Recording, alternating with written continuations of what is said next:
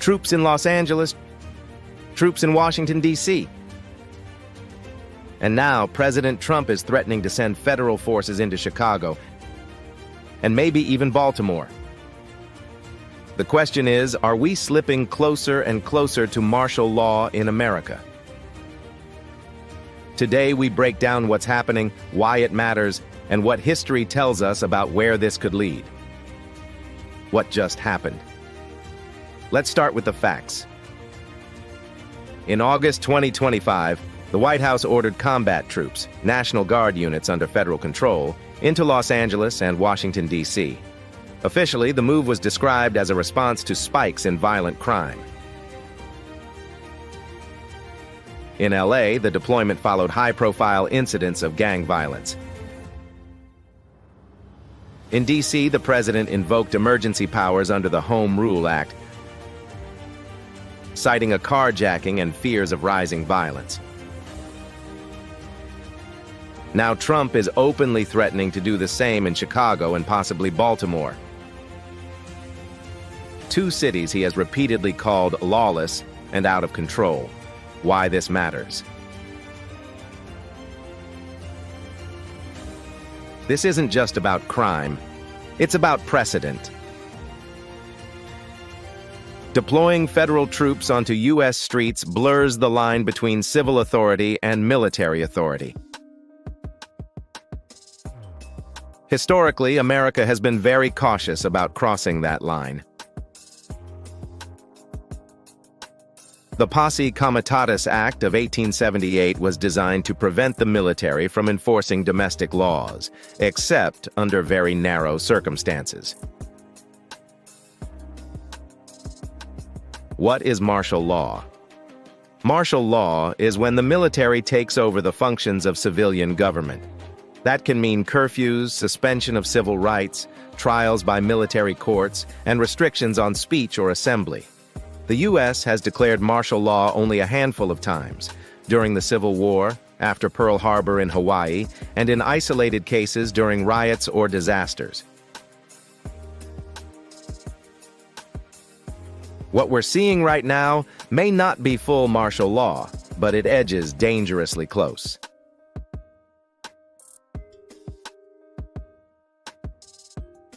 Chicago in the crosshairs. Why Chicago? For years, Trump has used the city as a political punching bag, pointing to gun violence as proof of Democratic failure. Sending in troops could play well with his base,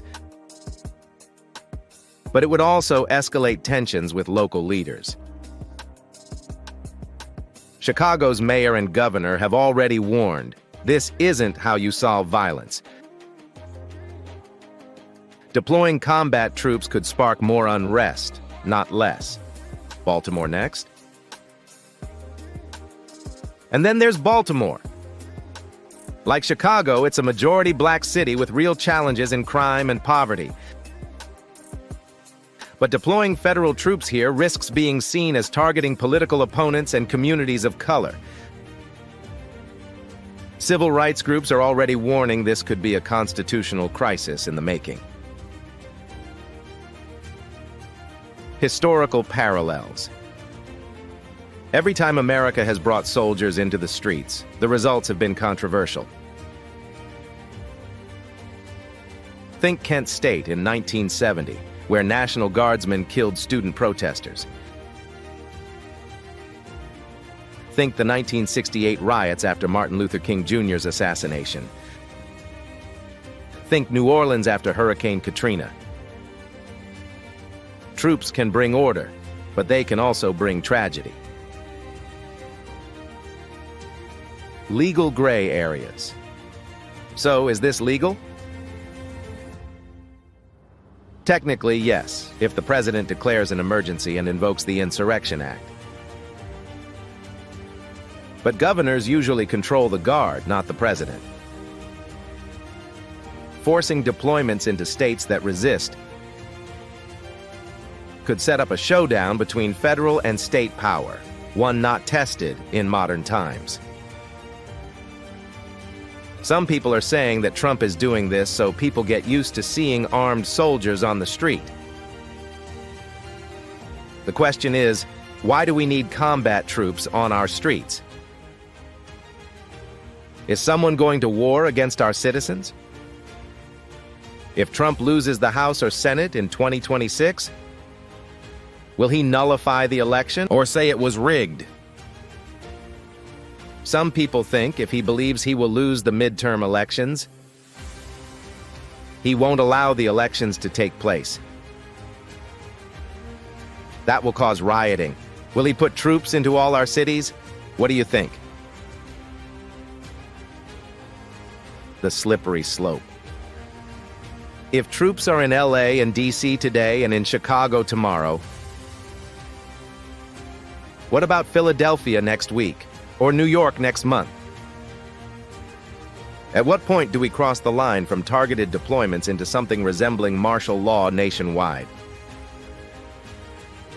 That's the slippery slope Americans are worried about right now.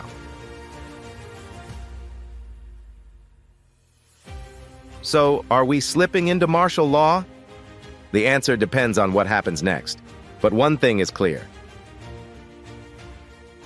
Once the military takes a bigger role in civilian life, it's very hard to put that genie back in the bottle. What do you think? Is this about safety or about power? Drop your thoughts in the comments. Hit that like button if you want more deep dives, and don't forget to subscribe so you don't miss the next breakdown. Stay informed, stay aware, and stay engaged.